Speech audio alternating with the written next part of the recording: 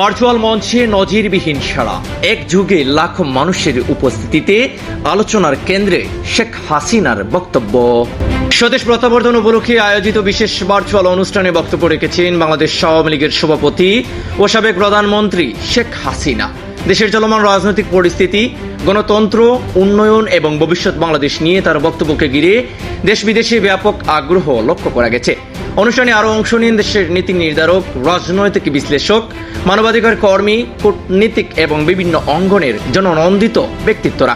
সমর্থকদের দাবি, শুধু 4টি ফেসবুক পেজ থেকেই 6 লাখের বেশি দর্শক শেখ হাসিনার লাইভে বক্তব্য সরাসরি অনুসরণ করেছেন।